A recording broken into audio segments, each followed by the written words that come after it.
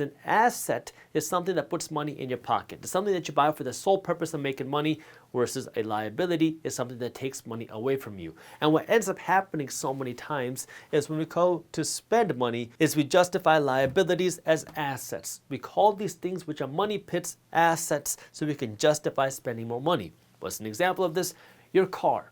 Many times people talk about their car being an asset. I don't know why, but cars are known to be liabilities. They lose value. So if you're going to be buying a car, you want to make sure you can buy a car that you can afford comfortably, ideally with cash, that we don't have to finance something that's losing you money. Now, many people hear that and say, wait, what do you mean, Jaspreet? How am I going to afford the BMW in my driveway with cash? Well, maybe you shouldn't have a BMW, because that BMW, which is costing you $500 to $700 a month, is eating away at your future wealth. Instead of spending $500 to $700 a month for the rest of your life on a car, because as soon as you finish the payments on this, you're going to go and buy a nicer car and then start the payments all over again. So you end up paying payments for the rest of your life on your car. Instead of doing that, go and buy a $7,000 Toyota Camry or Toyota Corolla with cash. I know it is a downgrade from your BMW, but now you're no longer have to make the payments. Now that you don't have to make the payments, that's $500 to $700 you can put towards your investments. It's the same with your house. Everybody, I used to be a real estate salesperson. Everybody talks about how the home that you live in is an asset, it's an investment, it's the biggest investment that you're ever going to make. Well, in reality, for the vast majority of people, your house isn't an asset. Actually, it's a money pit. Your house is only an asset if you can sell it for a profit.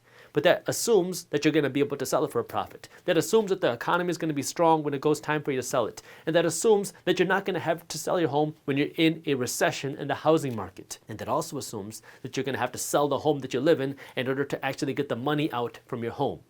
Your home is a money pit until it becomes an asset, if it ever becomes an asset. And until you get to that point, it's costing you money every single month. You have to pay for your mortgage, you got to pay for your property taxes, you got to pay for the water bill, you got to pay for the heat, you got to pay for the gas, and then you got to pay for the upgraded bathroom.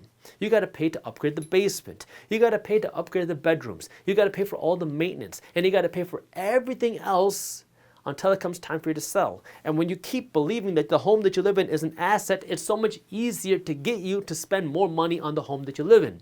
Why would you live in a small home when you can live in a big home and build generational wealth in this big home, and then it becomes an even bigger money pit? When in reality, if you really want to build wealth, what you should be doing is taking that money and using it to buy a rental property. Using this money to buy more assets that are actually paying you to own them, because now you're buying these assets with the purpose of making money. You buy the home that you live in with the purpose of making memories. There's nothing wrong with owning a home. There's nothing wrong with having a big home.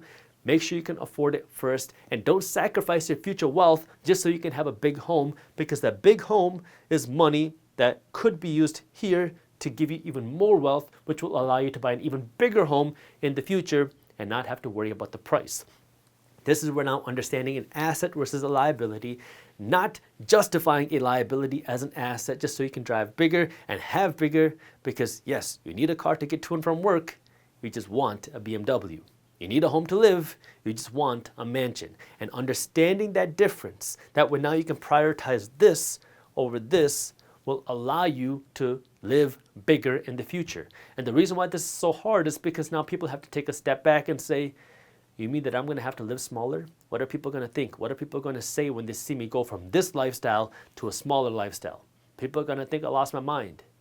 Well, if you're so worried about what other people are going to think, it's going to be very hard for you to ever achieve any real wealth. And this is where you have to understand, what would you rather have? Would you rather have the wealth? Because wealth is built here, wealth is not built here. And in order to have the wealth here, you're going to have to make sacrifices here. And if you're not okay making that sacrifice, well, you're going to continue making everybody else rich. Because when you spend this money, you're making other people rich. When you spend this money, you're making yourself rich. And what I'm saying is, make yourself rich before you make everybody else rich. Nothing wrong with having nice things. Nothing wrong with having luxury things. Nothing wrong with having expensive things. Just make sure you can afford it first.